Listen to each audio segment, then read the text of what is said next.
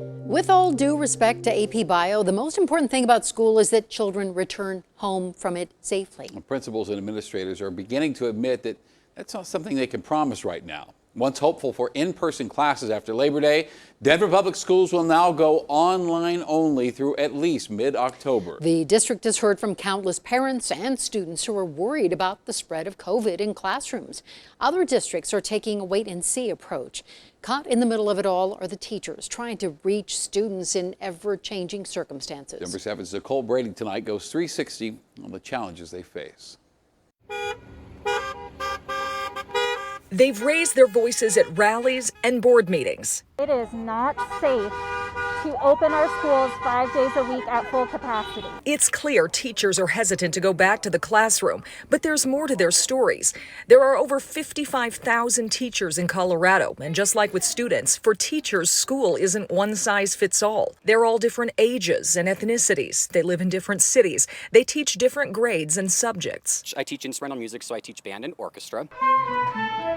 For music teacher Dylan Ford, the problems with going back to school start with the fact that his classes are not small and not designed for social distance. Well, I sometimes have 60, 70, 75 students in my music room. While conducting an orchestra remotely may not be possible, teaching music is. Ford believes schools should have spent the summer working to make remote learning better. There are many teachers, including myself with music, that are really looking at wonderful ways to make remote learning a much more fruitful experience for everyone involved. He says teachers can be creative with how they deliver lessons online and engage students from a distance. And it doesn't have to be a repeat of spring. We all need to admit that that was not our shining star of what remote learning should look like. We get ideas from each other. Nancy Elliott, a fourth grade teacher in Jeffco, agrees remote learning could be better. But she's going even further, saying in-person learning could be worse this year with so many restrictions and requirements. The parents aren't gonna see her walking around and looking at the kids' work and, leaning over their shoulder and discussing their paper with them and getting down on their knees, and patting them on the back and all of those personal touches and all those things that it takes to teach really well. She says whatever districts ultimately decide, teachers will need time and support. Not every teacher agrees we shouldn't try to go back, even some who are higher risk themselves. I am at that age, no denying it. At 65 and with over 30 years of teaching, DPS elementary teacher Shannon Salerno says she wants to get back with her kids. Safe contact, in my view, is better than no contact at all. I don't want it misunderstood that school doors should just open. We need to take all these precautions. Salerno believes teachers are more than just essential workers. I think teachers are miracle workers. We are superheroes. We can do it.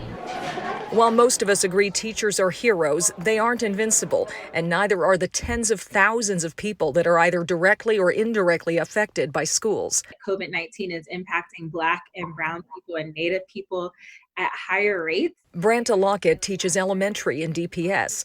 Last year, one of her students lost a parent to COVID. Death is a real thing, right? And to know that COVID is killing people and affecting certain communities more than others, that's what keeps me up and makes me very anxious about returning to school. As a literacy coach, she also knows the importance of being in school, especially for lower income or English language learning kids. But some of those families are the most vulnerable to the virus. Lockett believes those communities are very worried about their health, even as they may also need services schools provide like childcare, food, and counseling. We should have things in our communities that can serve those functions. The pandemic has reminded us that schools are more than just a place of learning, but teachers say don't forget that their first job is to educate. I understand that childcare is a huge element in this conversation as we prepare for the fall.